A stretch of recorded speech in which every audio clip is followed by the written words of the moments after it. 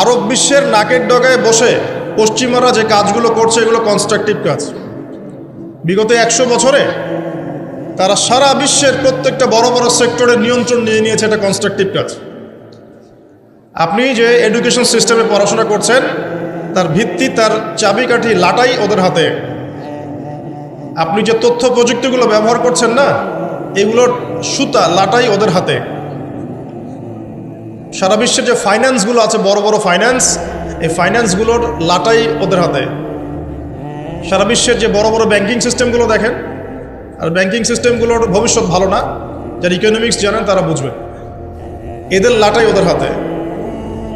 পুরো ওয়ার্ল্ডের জিওপলিটিক্সের লাটাই ওদের হাতে। এই কাজগুলো ওরা কনস্ট্রাকটিভলি করেছে, সময় নষ্ট করে নাই বিগত 100 বছরে। আপনাকে আমি ইতিহাস পড়তে বারবারই বলি, আরও একবার রিকোয়েস্ট করছি, বেশি না, 1914 সাল থেকে শুরু করে, প্রথম বিশ্বযুদ্ধ থেকে শুরু করে এই 2022 সাল পর্যন্ত ওয়ার্ল্ডের হিস্ট্রিটা একটু পড়ে দেখবেন কিভাবে বিশ্ব আজকে এই অবস্থায় এসেছে। দেখবেন আমরা জিতিনি, বরং আমরা হেরে গেছি। আমরা এমন জাতি ছিলাম না। আমরা কেমন জাতি ছিলাম একটু দেখাচ্ছি। মুসলিম জাতির অবস্থা এমন ছিল যে মদিনার খেজুরের যে ছাদ, খেজুর গাছের পাতার তৈরি ছাদ, আর মাটির মসজিদে বসে মদিনা থেকে ওমর রাদিয়াল্লাহু আনহু, আবু বকর সিদ্দিক, উসমান রাদিয়াল্লাহু আনহু, আলী ইবনে আবি তালেব, 4 খলিফা, তাদের কথাই বলছি। ওই খেজুর গাছের মসজিদের মধ্যে বসে তারা অর্ধেক বিশ্ব শাসন করেছে। আমাদের অবস্থা এমন ছিল। আমাদের অবস্থা কেমন ছিল? এমন ছিল। অবস্থা দেখেন, আমাদের পরিবারগুলো এত সুন্দর ছিল যে পুরো পরিবারের মধ্যে তালিম, কোরআন, হাফেজ কোরআন, পরিবারের মধ্যে আলেম, মুফতি, মুহাদ্দিস দিয়ে ভর্তি ছিল। একজন বাদশার কথা আমি পড়েছিলাম হিস্ট্রি পড়তে গিয়ে, এটা অনেক পরের কথা, প্রায় উমাইয়া শাসনের কথা। যখন উমাইয়াদের পতনের সময় চলে আসছে, তারা কর্ডোভায় চলে গেছেন ইসলামিক খেলাফত কায়েম করতে। কর্ডোভা, আন্দালুসিয়া কর্ডোভা, ওটাকে আন্দালুসিয়ার খেলাফত বলে। ওই সময় রাজার ছেলেকে বিয়ে দেওয়ার ঘোষণা এসেছে, রাজার ছেলেকে বিয়ে দেওয়া হবে। রাজা মানে আমির বোঝাচ্ছে এখানে, যিনি রাষ্ট্রের আমির ছিলেন। তো বিয়ে দেওয়ার জন্য মেয়ে খোঁজার জন্য বলা হয়েছে। তো এখন প্রথম দিন ঘোষণা করা হয়েছে যে আপনাদের যার যার বাসায় মেয়েরা হাফেজে কোরআন, রাতের বেলা সেই বাসায় আলো জ্বালিয়ে দিবেন, যাতে পাহাড়ের উপর থেকে রাজা দেখতে পারেন যে কোন কোন বাসায় হাফেজা আছেন। তার মধ্য থেকে চুজ করা হবে একজন মেয়ে রাজার ছেলের জন্য। রাজা মানে আমির বোঝাচ্ছে। তো সেই রাতে তিনি যখন উঠলেন পাহাড়ে, এগুলো সত্য ঘটনা, দেখলেন আন্দালুসিয়ার প্রত্যেকটা বাসার ঘর, এই ঘরের মধ্যে আলো জ্বলছে, প্রত্যেকটা বাসায় হাফেজা মেয়ে আছে। তো এখন তো বিয়ে দেওয়া সম্ভব না সবার সাথে। পরের দিন আবার ঘোষণা আসলো যে এই হাফেজা মেয়েদের মধ্যে যারা তাফসির করতে পারে, কোরআনের মুফাসসির, হাফেজ মুফাসসির কিন্তু এক জিনিস না। হাফেজ মানে আপনি মুখস্থ করেছেন কোরআন, মুফাসসির মানে আপনি কোরআন একদম ব্যাখ্যা বিশ্লেষণ সহ আপনি অনুবাদ করতে পারেন, তাফসির করতে পারেন। তো পরের দিনও দেখা গেল সেম চিত্র, সবার ঘরে ঘরে আলো জ্বলছে। মেয়েদের কথা বলছি, মেয়ে খুঁজে বেড়াচ্ছে বিয়ে দেওয়ার জন্য। তারপরে আবার ঘোষণা আসলো যারা তাফসির করার সাথে সাথে মুহাদ্দিসা, মানে হাদিস মুখস্থ আছে, 10,000, 1,000, 20,000, 1,000, 2,000 এরকম করে যত হাদিস মুখস্থ আছে মুহাদ্দিসা, তাদের ঘরে আলো জ্বলবে। তখন দেখা গেল যে আলো একটু কমে আসছে আর কি, কথা বুঝতে পারছেন, কিন্তু আলোর সংখ্যা অনেক। আবার ঘোষণা আসলো পরের দিন যে এই বাড়িগুলোর মধ্যে যারা ফকিহ বোঝেন কি, ফিকহের জ্ঞান আছে, গভীর জ্ঞান আছে, কুরআন সুন্নাহর গভীর ইস্তেহাদ করতে পারেন, মুস্তাহিদ এই টাইপের, তাদের বাসার আলো জ্বলবে। তখন দেখা গেল যে আলোর সংখ্যা আরেকটু কমে আসে। এর মধ্য থেকে আমির একজনকে সিলেক্ট করে তার ছেলের সাথে বিয়ে দিলেন। এই ছিল মুসলিমদের অবস্থা। এখন যদি আপনি আজকে, এটা কি কুমিল্লা না নাকি? কুমিল্লা, এই কুমিল্লার তিতাসের কোনো একটা উপরের জায়গায় চলে যান, টাওয়ারে যান, গিয়ে বলেন যে আমাদের এই পুরো গ্রামের মধ্যে বা এই জায়গার মধ্যে আমি আমার ছেলের জন্য মেয়ে খুঁজতেছি। যেই মেয়েগুলো হাফেজে কোরআন তাদের বাসায় আলো জ্বালিয়ে দিবে। উপর থেকে দেখেন কতগুলো আলো জ্বলে, জ্বলবে, অবশ্যই জ্বলবে, একটাও না এমন না, জ্বলবে। কিন্তু যদি আরো বড় চ্যালেঞ্জ দেন যে হাফেজার সাথে সাথে কারা তাফসির করতে পারে, কারা মুহাদ্দিসা খাস পর্দা মেনে চলে, তাদের বাসায় আলো জ্বালাবে, দেখবেন আলোর সংখ্যা খুব কমে আসবে। এটা বাস্তবতা।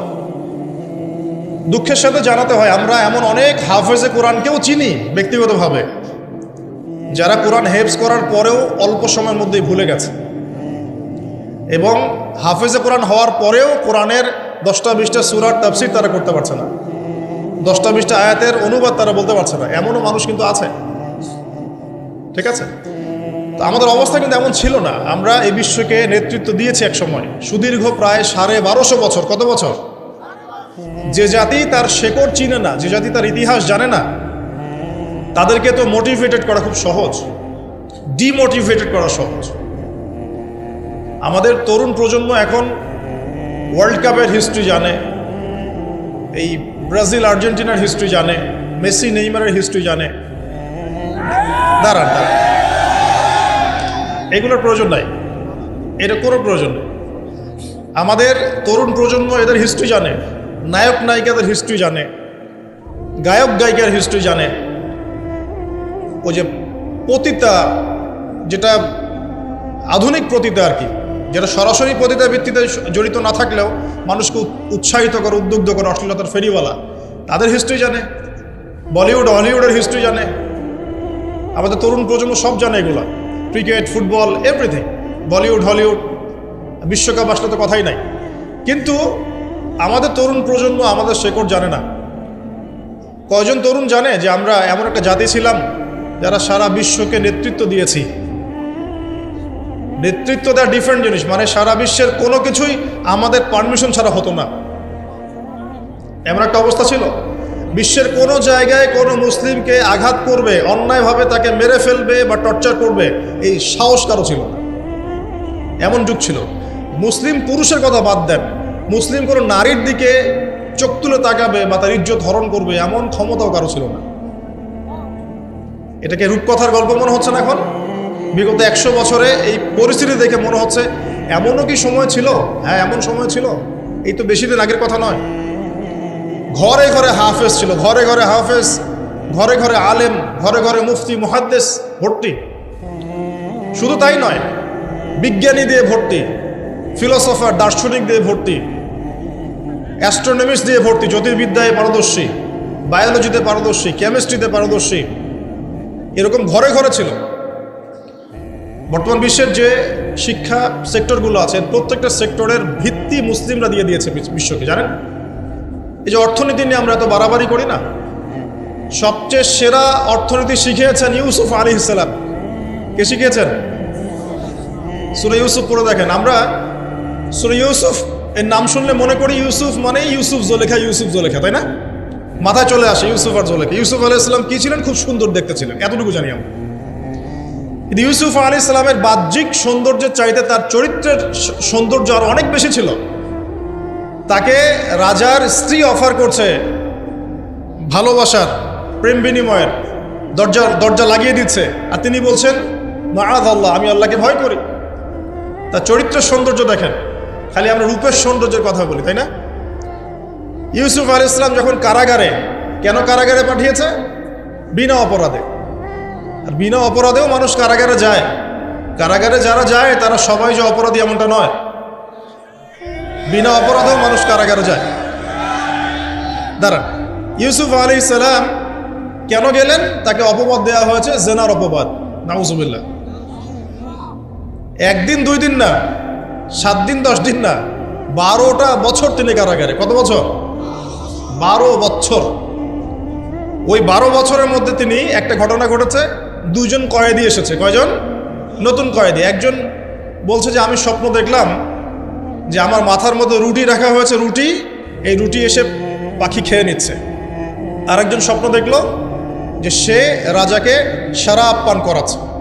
ইউসুফ, তোমাকে সত্যবাদী মনে হয়, আমাদেরকে স্বপ্নের ব্যাখ্যা জানিয়ে দাও। এই 2 জন ব্যক্তি কিন্তু মুসলিম নন, মনে রাখবেন। এই 2 জন ব্যক্তি কি? অমুসলিম, কিন্তু মুসলিম নন।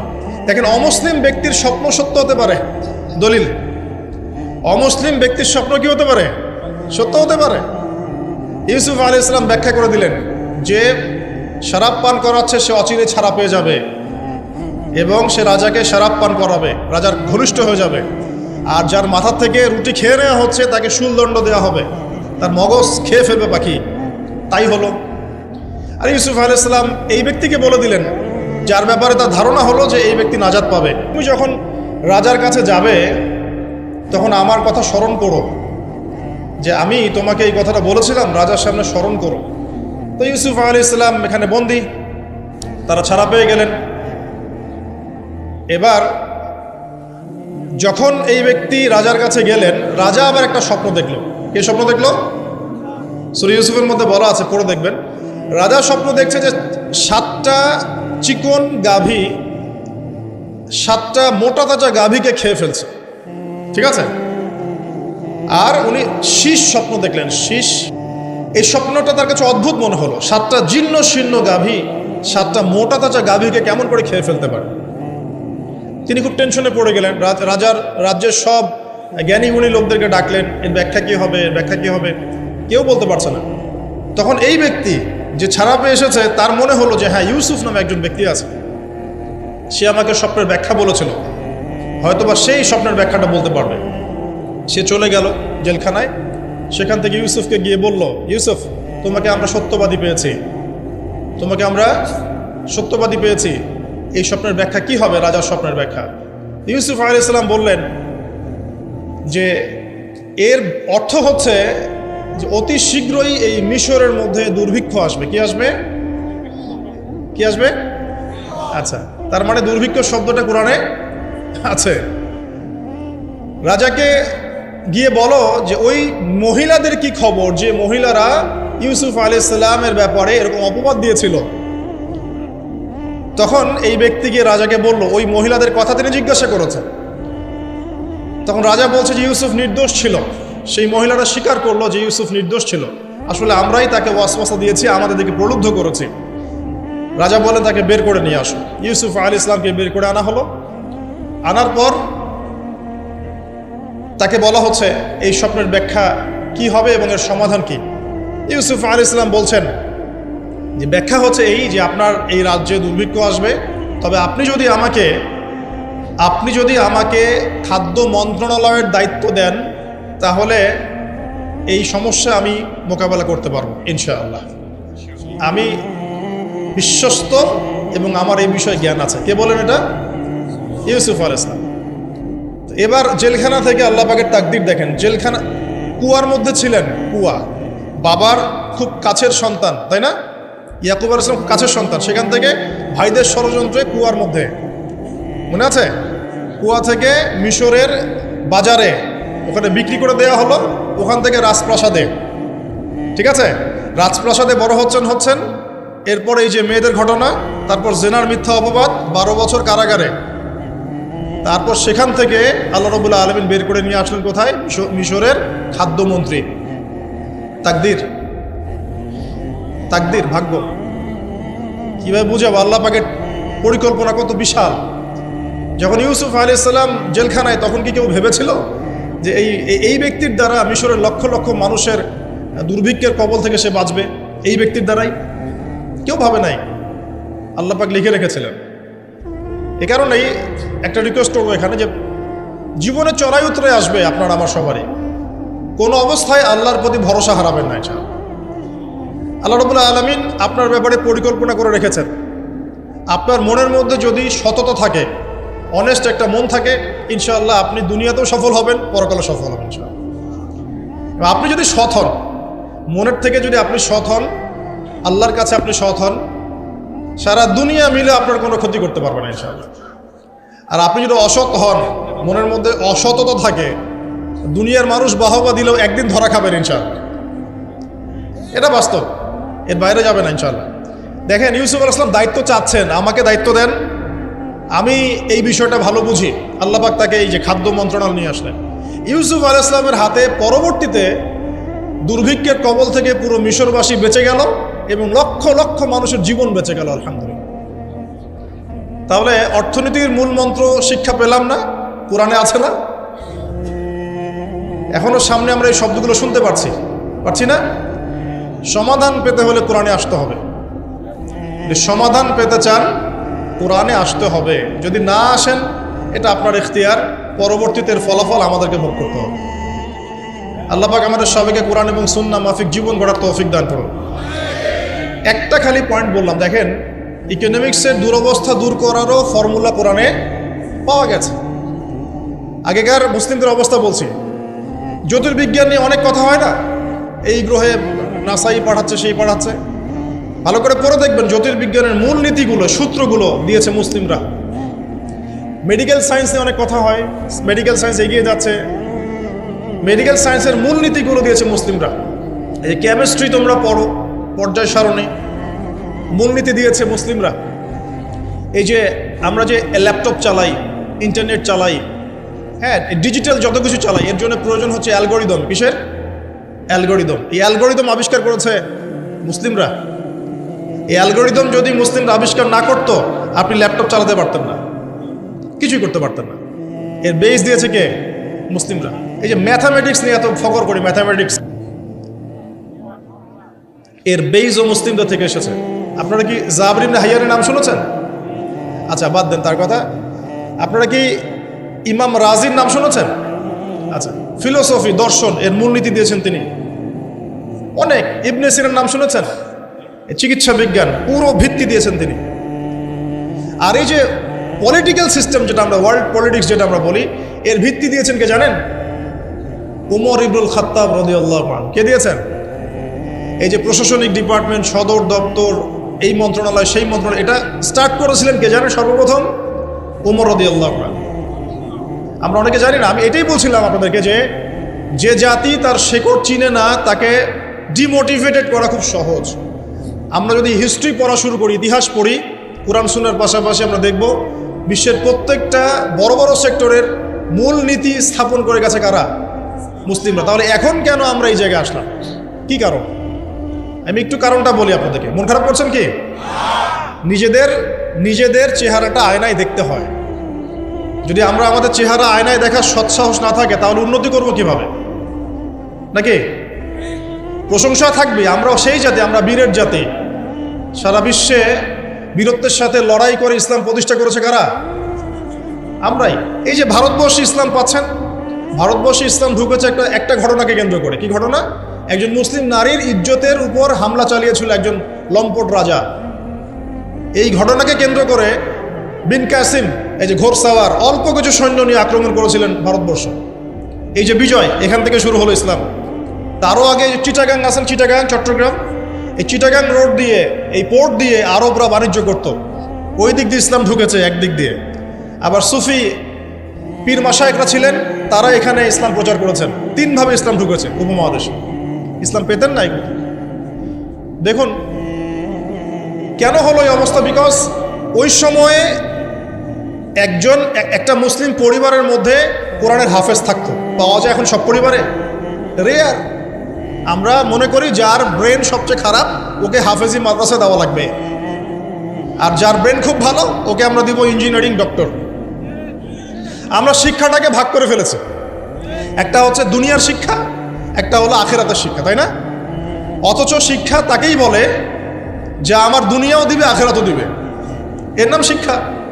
আর এই শিক্ষা কোথায় আছে? কোরআন সুন্নাহয় নাই। কোরআন সুন্নাহ শেখার পরে যদি আমি ডক্টর হই, ইঞ্জিনিয়ার হই, কোনো সমস্যা আছে? কোনো সমস্যা নাই। আমরা এটাকে ভাগ করে ফেলেছি। আমরা অর্থনীতিও ভাগ করে ফেলেছি। মসজিদে আমি পাক্কা মুসল্লি, দেখবেন মসজিদে মাশাআল্লাহ পাক্কা মুসল্লি, নামাজে পড়তে পড়তে একদম সেজদার দাগ পড়ে গেছে। যেই ব্যবসা করতে গেল মাপে কম, যেই ব্যবসা করতে গেল দেখবেন যে মজুদদারি, যেই ব্যবসা করতে গেল ওই যে স্টক করতেছে অন্যায়ভাবে, কৃত্রিম সংকট তৈরি করতেছে। যেই চাকরি করতে গেল ঘুষ, যেই আপনার ডিল করতে যাচ্ছে ইকোনমিক সেক্টরে সুদ। তো অর্থনৈতিক জীবনটাকে আলাদা করে ফেললাম। ওইটা দুনিয়ার জীবন, এটা হচ্ছে আমার পরকালের জীবন। ভাবখানে এমন। আমাদের আকীদা চেঞ্জ করতে হবে। তো অর্থনৈতিক জীবন কি ইসলাম থেকে আলাদা নাকি? আপনি 5 ওয়াক্ত নামাজ পড়ছেন আলহামদুলিল্লাহ, এখন যদি সুদ খান তাহলে কি পার পাবেন? তাহলে অর্থনীতি ইসলামের সাথে সম্পৃক্ত না। সহজ কথাটা বোঝাতে পারি না। ইভেন আমরা যদি অন্যদের সাথে ডিল করতে চাই বিশ্বে, তখনও ইসলাম ফলো করতে হবে, আদারওয়াইজ সমস্যা আছে। এমন তন্ত্রমন্ত্র মতবাদের চর্চাও করা যাবে না যে মতবাদগুলো কোরআন সুন্নাহর সরাসরি বিরোধী। করা যাবে? করা যাবে না। তো আমাদের জীবনটা পরিপূর্ণটাই ইসলাম, পূর্ণাঙ্গটাই ইসলাম, এখানে আংশিকতা সুযোগ নাই। আল্লাহ এই কথাটা বোঝার তৌফিক দান করুন। আজকের মাহফিলে এই একটা কথাও যদি নিয়ে যেতে পারেন, ইসলাম হচ্ছে একটা পরিপূর্ণ জীবন ব্যবস্থা না। এখানে আপনি সব পাবেন এবং সব পালন করতে আপনাকে বলাও হয়েছে। আল্লাহ পাক কোথায় বলেছেন? আমি দলিল দিচ্ছি, 1 নম্বর দলিল দিচ্ছি যে ইসলাম পরিপূর্ণ জীবন ব্যবস্থা। কোথায় আছে? সূরা মাইদা 3 নম্বর আয়াত। কত নম্বর? সূরা মাইদা 3 নম্বর। আল্লাহ পাক বলছেন, বিসমিল্লাহির রহমানির রহিম, আল্লাহ বলছেন, আল ইয়াউমা আকমালতু লাকুম দীনাকুম ওয়া আতমামতু আলাইকুম নি'মাতি ওয়া রাদিতু লাকুমুল ইসলাম দীনান। আল্লাহ বলছেন, কে বলছেন? আল্লাহ পাক বলছেন, আমি তোমাদের জন্য দ্বীন ইসলামকে পরিপূর্ণ করে দিলাম। কি করে দিলাম? পরিপূর্ণ মানে কি? যেখানে সবকিছু নাই, তাই না? পরিপূর্ণ মানে কি? যেখানে সবকিছু আছে। তার মানে জীবনের প্রতিটা বিষয়ের হেদায়েত কোথায় আছে? ইসলামে আছে। ওয়া আতমামতু আলাইকুম নি'মাতি, তোমাদের উপর আমার নিয়ামতকে পূর্ণতা দিলাম। ওয়া রাদিতু লাকুমুল ইসলাম দীনান, তোমাদের উপর দ্বীন ইসলামকে মনোনীত করে আমি আল্লাহ সন্তুষ্ট হয়ে গেলাম। সুবহানাল্লাহ। তো দিন পরিপূর্ণ না? তার মানে ইসলাম পরিপূর্ণ কি না? এখন এই ইসলাম আল্লাহর কাছে একমাত্র দিন, অন্য কোনো দিন চলবে? এটা যে একমাত্র দিন, তার দলিল কোথায়? দলিল আছে সূরা আলী ইমরানের 19 নম্বর আয়াতে। কত নম্বর? আলী ইমরান 19 নম্বর। আল্লাহ পাক বলছেন, ইন্না দীনা ইনদাল্লাহিল ইসলাম, জেনে রাখো হে মানুষ, নিশ্চয়ই আল্লাহর কাছে একমাত্র গ্রহণযোগ্য দিন, তার নাম কি? ইসলাম। আল্লাহ পাক এই সূরার মধ্যে আবার বলছেন যে ইসলাম ছাড়া অন্য দিন পালন করলে কবুল হবে কিনা, আল্লাহই বলছেন। সেটা কোথায়? 85 নম্বর আয়াত। কত নম্বর আয়াত? 85। আল্লাহ পাক বলছেন যে ওয়ামাই ইয়াবতাগি গায়রাল ইসলামি দীনান ফালা ইউকবাল মিন, যদি কেউ ইসলাম ছাড়া অন্য কোনো দিন তালাশ করে, পশ্চিমকালেও তার কাছ থেকে কবুল করা হবে না। তার 3টা দলিল পেলেন। 1, আল্লাহর কাছে মনোনীত দিন কি? ইসলাম। এই ইসলাম পরিপূর্ণ কিনা? অবশ্যই পরিপূর্ণ। দলিল সূরা মাইদার আয়াত নাম্বার 3। আর এই ইসলাম বাদ দিয়ে অন্য দিন চলবে কিনা? উত্তর না। দলিল সূরা আলী ইমরানের 85। এখন আপনার আমার দায়িত্ব কি? সেটা আল্লাহ বলছে সূরা বাকারায়। কোন সূরায়? সূরা বাকারায়। কোরআনের একটা আয়াত কিন্তু আরেকটা আয়াতের সাথে লিঙ্কড আপ হবে। এই মিলানোর যোগ্যতা আপনাকে তৈরি করতে হবে। মানে আমি বুঝাই একভাবে, এই যে আকাশের তারাগুলো দেখেন, আমরা সাধারণ চোখে যেটা দেখি সেটা হলো এটা তারাই, জাস্ট তারা, সুন্দর লাগে, তাই না? আসলে ব্যাপারটা এমন না। আসলে ব্যাপারটা হচ্ছে এই প্রত্যেকটা তারার সাথে অন্য তারার একটা জটিল এবং সূক্ষ্ম গাণিতিক একটা মিল আছে। যদি আপনি আমার সাথে কখনো তারা দেখতে আসতে পারেন, আমি দেখাবো ইনশাআল্লাহ। আকাশের তারা দেখা শিখতে হবে। দেখে মনে হয় যে খুব সুন্দর। আল্লাহ পাক সূরা মুলকের মধ্যে বলছেন, সূরা মুলক রাত্রেবেলা তেলাওয়াত করতে হয়, রাতে তারা ওঠে না, ওই রাতেই আল্লাহ বলছে সূরা মুলক তেলাওয়াত করতে। কি মিল আছে দেখছেন? রাতে আকাশে তারা উঠে, আর আল্লাহ পাক রাতের বেলায় সূরা মুলক তেলাওয়াত করতে বলছেন। আর সূরা মুলকের মধ্যে আল্লাহ বলছেন যে আকাশের দিকে তাকাও, তাকিয়ে দেখো আল্লাহর এই সৃষ্টির মধ্যে কোনো খুঁত পাও কিনা, তোমার দৃষ্টি বারবার ব্যর্থ হয়ে ফিরে আসবে, কোনো ত্রুটি পাবে না। সুবহানাল্লাহ। এই তারাগুলোর মধ্যে জটিল একটা সূক্ষ্ম গাণিতিক মিল আছে। এক মিলিমিটার বা 1 সেন্টিমিটার মিলিমিটার যদি একটা থেকে দূরে সরে যায় বা কাছে চলে আসে, মহাবিশ্ব ধ্বংস হয়ে যাবে। জানেন? বুঝাচ্ছি, এই যে পৃথিবী আর চাঁদের একটা দূরত্ব আছে না, এই দূরত্ব যদি একটু এগিয়ে আসে, চাঁদ যদি একটু কাছাকাছি চলে আসে বা পৃথিবী একটু কাছে চলে আসে, তাহলে এই পৃথিবীর বেশিরভাগ জায়গা সমুদ্রের পানি দিয়ে ডুবে যাবে। বুঝলেন না মনে হয়? আচ্ছা, বোঝার দরকার নাই, পরে বুঝেন, শুনে রাখেন আজকে। আবার যদি চাঁদ একটু দূরে চলে যায়, তাহলে সমুদ্রের পানি অনেক শুকিয়ে যাবে, থাকবে না পানি। সূর্য যদি একটু কাছে চলে আসে, এক হাত যদি কাছে চলে আসে খালি, তাহলে পৃথিবীর অনেক বড় একটা অংশ মরুভূমি হয়ে যাবে। আর যদি সূর্য 1 হাত দূরে চলে যায়, তাহলে পৃথিবীর অনেক বড় একটা অংশ বরফে ঢেকে যাবে। একদম সূক্ষ্ম মিল আছে, সূক্ষ্ম গাণিতিক তত্ত্ব আছে। এমনি এটা আল্লাহ পাক সৃষ্টি করেন নাই তো। তারার কথা বলছিলাম কেন? তারাগুলো একটা একটার সাথে মিলালে আপনি পথ খুঁজে পাবেন। ঠিক একইভাবে কোরআনের একটা আয়াত অন্য আয়াতের সাথে মিলাতে পারলে আপনি হেদায়েত খুঁজে পাবেন। আপনাকে মিলিয়ে দেখাচ্ছিলাম। আল্লাহ বলছেন সূরা আলী ইমরান 19 নম্বর আয়াত, দ্বীন ইসলাম আল্লাহর কাছে একমাত্র দিন। এই ইসলাম পরিপূর্ণ কিনা? আল্লাহ সূরা মাইদা 3-এ বলছেন হ্যাঁ পরিপূর্ণ। এই ইসলাম ছাড়া অন্য দিন চলবে কি না? আবার আলী ইমরানের 85-তে গিয়ে বলছেন চলবে না। হ্যাঁ, এই ইসলামকে নিয়ে আমাদের কি করতে হবে? আল্লাহ এটা বলছেন সূরা বাকারায় গিয়ে, কি বলছেন? উদখুলু ফিস সিলমি কাফা, তোমরা পরিপূর্ণরূপে ইসলামে প্রবেশ করো। বুঝতে পারলেন? ইসলাম কেন্দ্রিক আমাদের দায়িত্ব কি? পরিপূর্ণরূপে ইসলামে প্রবেশ করো। এখন ভিত্তি কি? দুইটা। তারাক্তু ফিকুম আমরাইন, দুইটা বস্তু ছেড়ে গেলাম। নবীজি বলছেন লান তাদিল্লু মা তামাসসাকতুম বিহিমা, তোমরা কোনোদিন পথভ্রষ্ট হবে না যতদিন পর্যন্ত দুইটাকে রেখে আঁকড়ে ধরে থাকবে।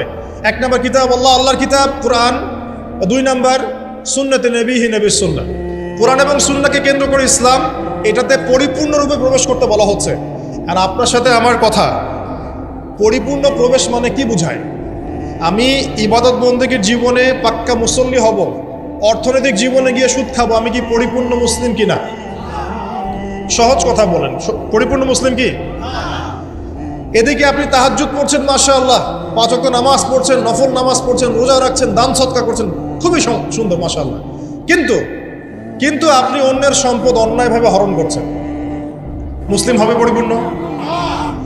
একটা পরিবারের কর্তা, মাশাআল্লাহ, দিনদার, চিল্লা দিয়ে লাগাচ্ছেন, মাশাআল্লাহ, দিনের দায়ী, সব কিছু ঠিক আছে। এখন পরিবারের সেই লোকের স্ত্রী পর্দা করে না, ওই লোকের মেয়ে বেপর্দায় ঘোরাফেরা করে, ওই লোকের ছেলে মাদকাসক্ত, এই পরিবারটা কি পরিপূর্ণ ইসলামিক পরিবার কিনা? একইভাবে আমরা যারা টুকটাক জুমার নামাজ পড়তে আসি, হজ করি, ওমরা করি, 5 ওয়াক্ত নামাজ ঠিকঠাক মতো পড়ি না, কোরআন তেলাওয়াতের ফিকির নাই, দুনিয়া নিয়ে ব্যস্ত হয়ে আছি, পরকালের চিন্তা কম, তারাও কি পরিপূর্ণ মুসলিম কিনা? তো পরিপূর্ণ মুসলিম বলতে কি বোঝায়? এটার জন্য আপনার কিন্তু পিএইচডি করার দরকার নাই। আপনি বুঝতে পারছেন যে আপনার জীবনের প্রতিটা কাজ কোরআন এবং সুন্নাহ মাফিক হলেই আপনি পরিপূর্ণ মুসলিম, আলহামদুলিল্লাহ।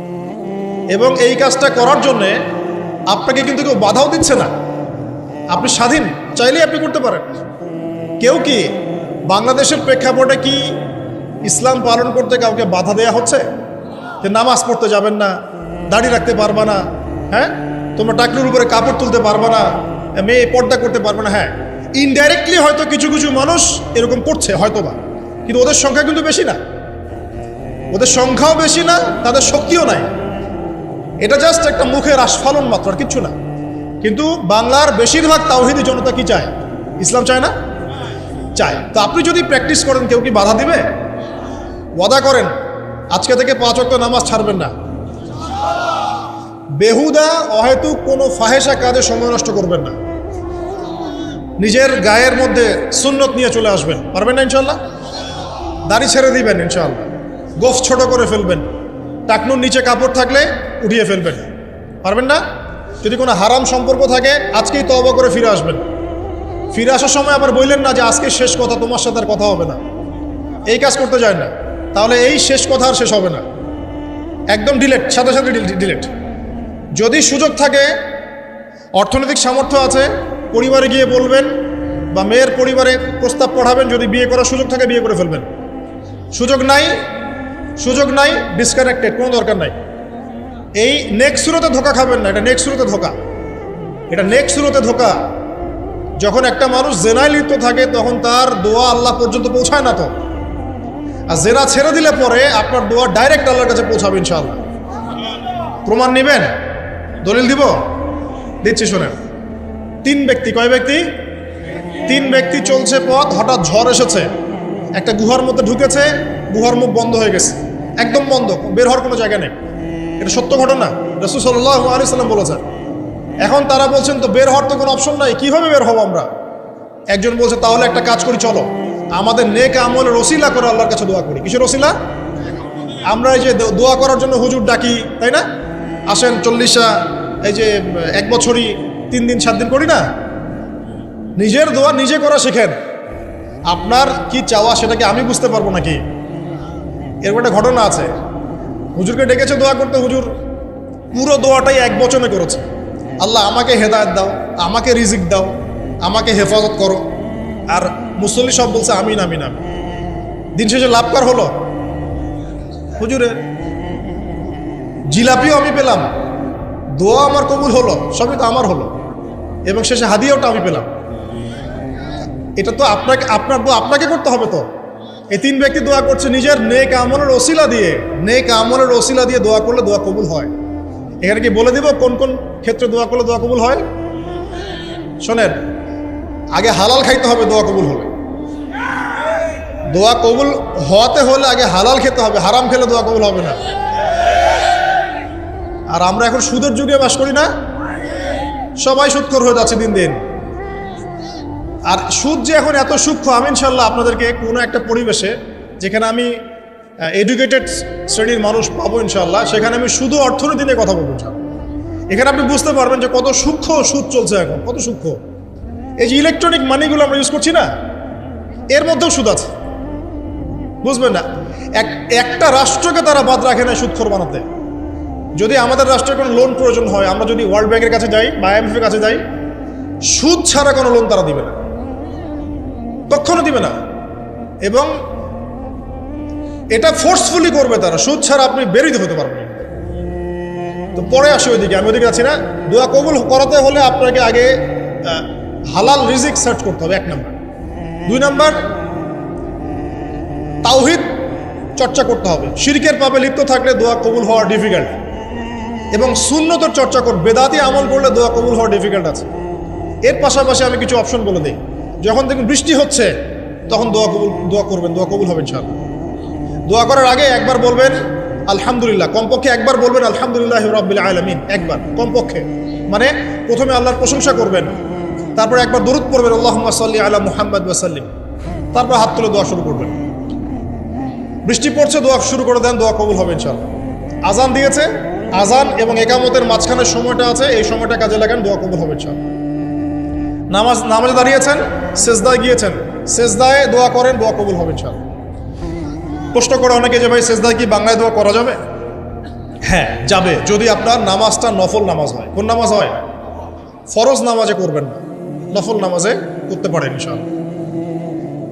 সেজদায় বান্দা আল্লাহর সবচেয়ে কাছাকাছি থাকে, এই সময়ে বেশি বেশি দোয়া করতে রাসূল সাল্লাল্লাহু আলাইহি ওয়াসাল্লাম তাগিদ দিয়েছেন। দোয়া করলে ডাইরেক্ট কবুল হবে ইনশাআল্লাহ।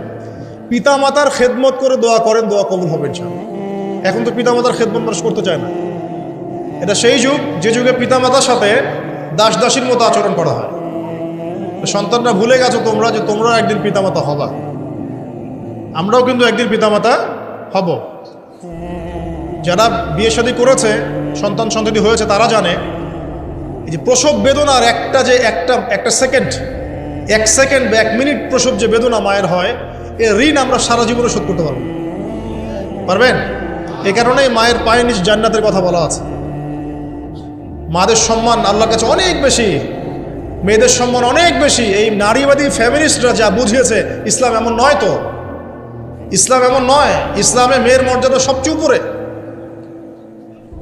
একজন নারীর, মনে করেন আপনি বাসায় আছেন, কেউ যদি বাইরে থেকে ফুটা দিয়ে বাসার ভিতরে দেখে, কথা বুঝতে পারছেন? আপনার জন্য হালাল ওই ব্যক্তির চোখের মধ্যে এরকম শিক ঢুকিয়ে দেওয়া, এটা হালাল আপনার জন্য, করতে পারেন আপনি, কিচ্ছু করেন না। আল্লাহর আইনে আপনি কোনো অপরাধী নন। যদি আপনি ঘরের ভিতরে থাকেন, কেউ বাইরে থেকে এরকম করে ফুটা দিয়ে দেখছে, মনে করেন আপনার বাসার মেয়েকে বা আপনার বাসার বোনকে, মাকে, আপনি যদি চোখের মধ্যে একটা শিক ঢুকিয়ে দেন, আপনার কোনো পাপ হবে না আল্লাহর কাছে। এটা হাদিস আছে, জায়েজ। যদিও এটা আইন হাতে তুলে নেওয়া হয়ে যাচ্ছে অন্য সেক্টরে, কিন্তু আল্লাহর কাছে আপনি কিছু করেন না। মেয়েদের এমন মর্যাদা দেওয়া হয়েছে, সেই মেয়েদেরকে আমরা এখন কি করেছি, কাপড় চোপড় সব কমিয়ে কমিয়ে বেপর্দা করে রাস্তায় নামিয়ে দিয়েছে। যদি একটা মানুষ নিজের সম্মান না বোঝে, তাকে সম্মান কেউ দিতে পারে? নিজেকে চিনতে শিখুন। আমাদের সম্মান আল্লাহর কাছে অনেক বেশি। এটা বলছিলাম প্রিয় ভাইয়েরা, মায়ের পায়ের নিচে আল্লাহ পাক সন্তানের বেহেশতের কথা বলেছেন। মা বোনদেরকে 4টা কাজ করতে বলো, অনলি 4টা কাজ। 5 ওয়াক্ত নামাজ যদি ঠিকমতো পড়তে পারে, 1 নম্বর। 2, রমজান মাসে রোজা রাখে। 3 নম্বর, পর্দা ঠিকঠাক মতো করে। আর 4 নম্বর, স্বামীর আনুগত্য করে। ইনশাআল্লাহ জান্নাতের যে কোনো দরজা দিয়ে ইচ্ছা প্রবেশ করতে পারবে ইনশাআল্লাহ। এখানে স্বামীর আনুগত্যের কথা বলেছি, স্বামীর দাসত্বের কথা বলি নাই। আনুগত্য দাসত্ব এক জিনিস না। আনুগত্য মানে কি? আনুগত্য মানে আপনি স্বামীর যে কোনো ভালো কাজে আপনি তাকে সায় দিবেন, আনুগত্য। নামাজ পড়তে বলেছে, নামাজ পড়তে হবে। পর্দা করতে বলেছে, আপনি পর্দা করবেন। বেপর্দায় যাবেন, আপনি যাবেন না। এটা আনুগত্য। দাসত্ব কি? দাসত্ব হচ্ছে যে সে ভালো মন্দ যাই বলুক আপনি শুনছেন, এটা দাসত্ব। এটা করবেন না। মা বোনরা 4টা কাজ বাসায় গিয়ে আবার শুনিয়ে দিবেন। নবীজি বলেছেন 4টা কাজ কোনো মেয়ে করলে জান্নাতের যে কোনো দরজা দিয়ে ইচ্ছা প্রবেশ করতে পারে। 1 নম্বর 5 ওয়াক্ত সালাত, 2 নম্বর রমজান মাসের সওম রোজা, 3 নম্বর পর্দা ঠিকঠাক মতো করবে, লজ্জাস্থানের হেফাজত, এবং 4 নম্বর স্বামীর আনুগত্য করা। মায়ের খেদমত করে দোয়া করেন, দোয়া কবুল হবে ইনশাআল্লাহ। বাবার খেদমত করে দোয়া করেন, দোয়া কবুল হবে ইনশাআল্লাহ। কোরআন তেলাওয়াত করে দোয়া করেন, দোয়া কবুল হবে ইনশাআল্লাহ। মনে করেন শেষ রাতে উঠেছেন, মানে শেষ রাত বলতে বোঝাচ্ছি এই ধরেন যে 2টার পর থেকে, এখন 2টা 2:30টার পর থেকে নিয়ে ফজর পর্যন্ত শেষ রাতে উঠেছেন, এই সময় আপনি যা দোয়া করবেন ইনশাআল্লাহ কবুল হবে। হ্যাঁ, বলতে বাধ্য হচ্ছি, এখনকার তরুণ সমাজ ওই 2টা 2:30টার দিকে ওই যে কার কার খেলা থাকে ওই খেলাগুলো দেখার জন্য ওঠে, তাহাজ্জুদ পড়ার জন্য উঠতে পারে। অথচ আল্লাহ পাক বলছেন কি যে শেষ রাতে আল্লাহ পাক প্রথম আসমানে নেমে আসেন এবং আহ্বান করেন, কে আছো আমার কাছে কিছু চাইবে আমি দিব, কে আছো আমার কাছে রিজিক চাইবে দিব, কে আছো আমাকে ডাকবে আমি তোমার ডাকে সাড়া দিব, কে আছো আমার কাছে ক্ষমা চাইবে আমি তোকে ক্ষমা করে দিব। প্রিয় যুবক ভাইরা, আল্লাহকে মূল্যায়ন করতে শেখুন। এই সময়গুলোতে দোয়া করলে ইনশাআল্লাহ তাআলা আপনার দোয়া কবুল হবে ইনশাআল্লাহ। সবচেয়ে ইম্পর্টেন্ট হচ্ছে এটা, যেটা আমরা প্রত্যেক দিন পড়ি, প্রায় 17 রাকাত নামাজ পড়ি আমরা, ফরজ নামাজ, শুধু ফরজ নামাজের কথাই বলছি।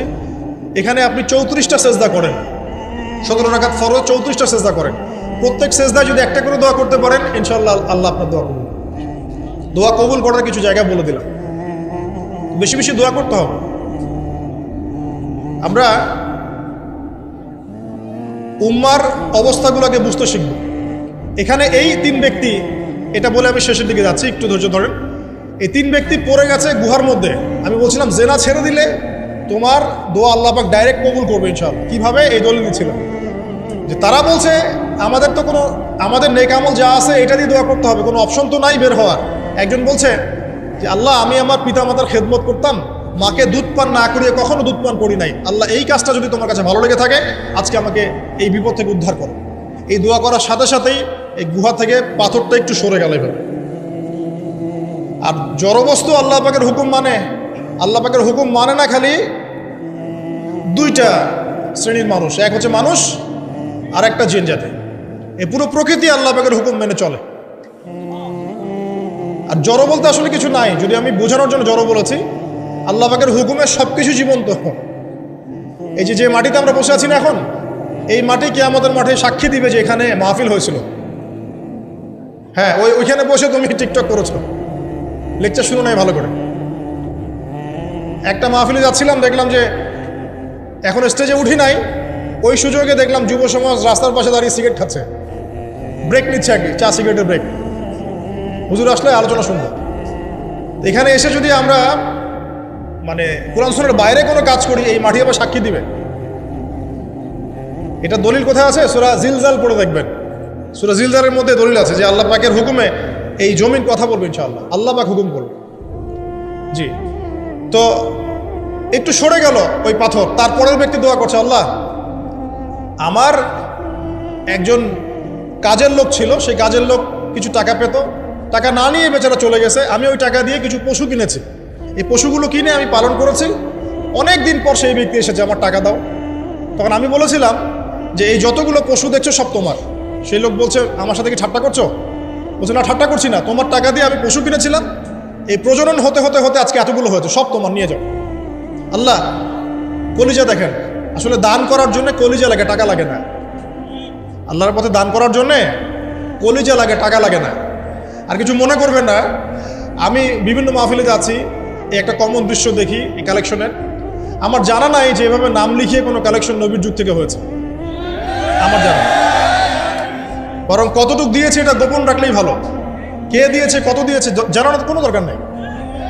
দিয়েছে, নিয়ে চলে আসবেন, শেষ। আমরা কাকে সন্তুষ্ট করার জন্য দেই? আল্লাহ জানলেই তো যথেষ্ট। কি দরকার জনগণ জানতেই হবে আমি 5,000 টাকা দিয়েছি? এতে আমার লাভটা কি? নেকি উল্টারও কমে গেল। উল্টা 7 শ্রেণীর মানুষ, একটা হাদিস আছে, 7 শ্রেণীর মানুষ কিয়ামতের মাঠে আরশের ছায়া পাবে। কিসের ছায়া পাবে? আরশের ছায়া, যে ছায়া ছাড়া কোনো ছায়া থাকবে না। ওর মধ্যে এক শ্রেণী হচ্ছে ওই ব্যক্তি যে এত গোপনে দান করে, তার বাম হাত জানে না ডান হাত কি দান করছে। এই ব্যক্তি আরো সে ছায়া ছায়া পাবে ইনশাআল্লাহ। তো দুনিয়া যদি উদ্দেশ্য থাকে, নাম প্রকাশ করা জাহির করার উদ্দেশ্য থাকে, বা যদি এমন হয় যে এখানে লৌকিকতা উদ্দেশ্য থাকে, নেকি নষ্ট হয়ে যেতে পারে, সুযোগ আছে, চান্স আছে। তো এই ট্রেডিশনগুলো বন্ধ করলে মনে হয় ভালো হয়। এটা আমার পরামর্শ, বাকি এটা বিবেচনা আপনাদের। আর এই ব্যক্তি বলছে আমি এই সব কিছু দান করে দিয়েছি। দেখেন, দান করতে কি লাগে? কলিজা লাগে, টাকা লাগে না কিন্তু। আসলে দান করতে কলিজা লাগে। অনেক রিক্সাওয়ালাকে দেখেছে আমরা, 100 টাকা দান করে দিল, মসজিদের জন্য দান চাচ্ছে, 100 টাকা দান করে দিল। আর অনেক দেখবে বিত্তশালী, ঢাকা শহরে যাচ্ছি বনানী গুলশান দিয়ে, দান করতে চাইলে 2 টাকা দিচ্ছে, 5 টাকা দিচ্ছে। এমন হয় না? দান করতে কলিজা লাগে। আর একটা কথা মনে রাখবেন, আপনি যত দান করবেন আল্লাহ আপনাকে তত বেশি দিবেন ইনশাআল্লাহ। আল্লাহ পাকের খাজানা যে এত প্রচুর, আপনি দান করলে কমে যাবে এই চিন্তাই করবেন না কখন। তবে সবচেয়ে সেরা দান কোনটা জানেন? আপনার প্রয়োজন আছে এখন, এই প্রয়োজনের সময় দানটা হচ্ছে সেরা দান। এবং সবচেয়ে উত্তম খরচ কোনটা? সবচেয়ে উত্তম খরচ হচ্ছে আপনার পরিবারের পিছনে খরচ। আপনার পরিবারের পিছনে খরচটা আপনার সবচেয়ে শ্রেষ্ঠ খরচ। আর দান করে মধ্যম পন্থায়, এমন হবে না যে নিঃস্ব হয়ে গেলেন দান করে একদম, আবার এমন না যে কৃপণতা প্রদর্শন হচ্ছে, এমনও না। মধ্যম পন্থায় দান খয়রাত করবে ইনশাআল্লাহ। আর কিয়ামতের মাঠে মানুষ তার দানের ছায়ায় থাকবে ইনশাআল্লাহ। যে যত দান করবে ওই ছায়ার নিচে সে থাকবে। এই ব্যক্তি সব দান করে দিয়েছিল, যাও সব গরু ছাগল তোমার। তৃতীয় ব্যক্তি, পাথর সরে গেল একটু, তৃতীয় ব্যক্তি, যুবক তোমাকে বলছি ভাই, তৃতীয় ব্যক্তি আল্লাহর কাছে বলছে, আল্লাহ আমার একজন সুন্দরী চাচাতো বোন ছিল, আছে না তোমাদের কাজিন, এবং তাকে আমি খুব ভালোবাসতাম। ওই যে এখন বয়ফ্রেন্ড গার্লফ্রেন্ড ফ্রি মিক্সিং, যেটা খুব ভালোবাসতাম। তো তাকে আমি পেতে চাইতাম, তো আমি তাকে অফার করি। সে বলে যে না, আমাকে 100 স্বর্ণ মুদ্রা না দিলে আমি রাজি না। 100 স্বর্ণ মুদ্রা। এই মেয়ের অবশ্য অনেক ডিমান্ড ছিল, তাহলে বোঝা গেল 100 স্বর্ণ মুদ্রা মানে অনেক। জানেন, এখন তো দেখা যায় 1500 টাকা 2000 টাকা দিয়ে মেয়ে তার ইজ্জত বিক্রি করে ফেলছে। 100 স্বর্ণ মুদ্রা, আর কাউকে কিছু দেওয়াই লাগে না, এমনি বিক্রি করে ফেলে। কত প্রশ্ন, কত যে প্রশ্ন আসে আমাদের কাছে যে ভাই, হুজুর বা ভাইয়া, ওস্তাদ, কত জীবনে এক পর্যায়ে ভুল করেছি, এরকম জেনায় লিপ্ত হয়ে গিয়েছিলাম, প্রেম করেছি ইত্যাদি, আমি কি করবো, আমার কি ভালো হওয়ার রাস্তা আছে কিনা, বা আমি তওবা করে ফিরে আসছি, আমি কি এখন বিয়ে করতে পারবো কিনা। প্রশ্নের শেষ নাই। বেশিরভাগ প্রশ্ন এরকমই আসে এখন। আরেকটা বেশি প্রশ্ন আসে, ভাই, উস্তাজ, হুজুর, আমার স্বামী পরকীয়া আসক্ত, আমাকে দেখে না, এই হয় সেই, এগুলো প্রশ্ন বেশি। পারিবারিক জেনা কেন্দ্রিক যত প্রশ্ন আসে, অন্য কোনো কেন্দ্রিক প্রশ্ন হয়তো আসে না।